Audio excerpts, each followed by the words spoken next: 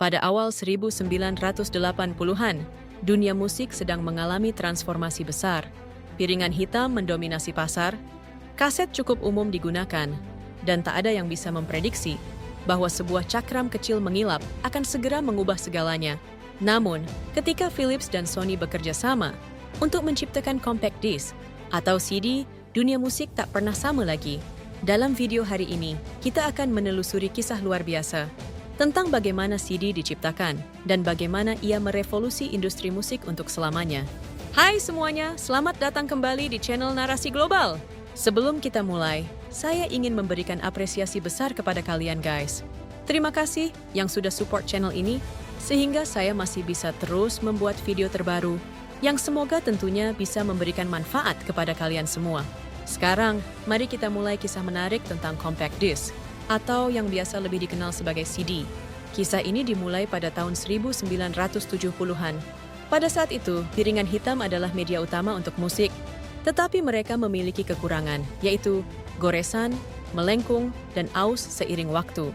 Kaset mulai populer, tetapi juga memiliki keterbatasan, seperti kualitas audio yang lebih rendah dan masalah mekanis. Perusahaan Philips, raksasa elektronik asal Belanda, melihat peluang untuk sesuatu yang lebih baik. Pada tahun 1969, seorang peneliti Philips menyarankan penggunaan teknologi optik untuk menyimpan gambar.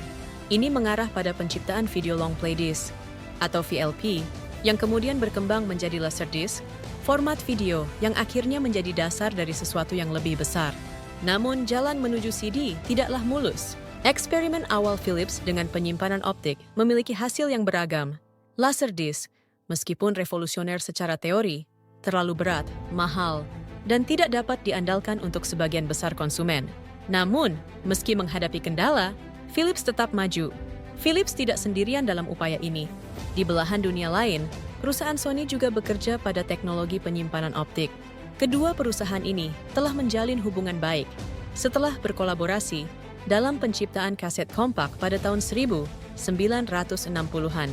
Jadi ini ketika tiba saatnya untuk mengembangkan CD, masuk akal jika dua raksasa ini kembali bekerja sama. Pada tahun 1979, Philips dan Sony secara resmi memulai kolaborasi mereka dalam pengembangan compact disc. Tujuan mereka sangat ambisius, menciptakan standar global untuk audio digital yang akan menggantikan piringan hitam dan kaset. Selama beberapa tahun berikutnya, para insinyur dari kedua perusahaan bekerja tanpa lelah untuk menyempurnakan teknologi ini. Mereka menghadapi banyak tantangan, mulai dari masalah fidelitas audio hingga ketahanan fisik. Terobosan datang dengan pengembangan pengkodean digital. Dengan mengonversi sinyal audio analog menjadi data digital, lalu menyandikannya ke dalam cakram menggunakan lubang kecil dan tonjolan. CD menawarkan kualitas suara yang belum pernah ada sebelumnya. Selain itu, karena laser tidak pernah menyentuh fisik cakram, CD jauh lebih tahan lama dibandingkan piringan hitam. Setelah bertahun-tahun bereksperimen dan berkolaborasi, Philips dan Sony siap memperkenalkan penemuan baru mereka kepada dunia. Pada tahun 1982, mereka mengadakan konferensi pers di Eindhoven untuk mengumumkan compact disc, menggambarkannya sebagai kotak musik masa depan. Namun, meski saat itu, tak ada yang bisa memprediksi seberapa cepat CD akan meroket. Philips dan Sony awalnya menetapkan target yang sederhana, berharap dapat menjual 10 juta CD pada tahun 1985. Tapi ketika Electric and Musical Industry atau EMI, label rekaman legendaris Inggris, mengirimkan 2,5 juta CD hanya dalam 18 bulan, ekspektasi mulai naik. Pada akhir tahun 1985, lebih dari 59 juta CD telah terjual di seluruh dunia. Dan pada tahun 1988, jumlah tersebut melesat hingga 400 juta.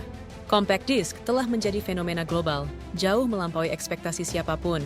Jadi apa yang membuat CD begitu sukses? Bukan hanya kualitas suaranya, meskipun itu tentu saja merupakan faktor besar, tapi juga daya tahannya, kemudahannya, dan bagaimana CD cocok dengan tren teknologi saat itu. CD bersifat portable, ramping, dan futuristik, sesuatu yang tidak dimiliki oleh piringan hitam dan kaset. Pada akhir 1980-an dan awal 1990-an, CD telah menjadi format dominan untuk konsumsi musik. Album-album klasik dari artis seperti Michael Jackson, Madonna, dan Nirvana dirilis dalam bentuk CD, dan konsumen antusias untuk mengadopsi format baru ini. Tidak hanya musik, film, dan perangkat lunak komputer juga didistribusikan melalui CD, semakin mengukuhkan dominasinya. Kotak jewel case yang melindungi CD dari goresan menjadi ikon tersendiri. Kotak ini bukan hanya representasi dari lompatan teknologi audio, tetapi juga perubahan cara kita memandang musik sebagai produk. Kamu bisa membawa musikmu kemana saja dan tidak akan rusak seiring waktu.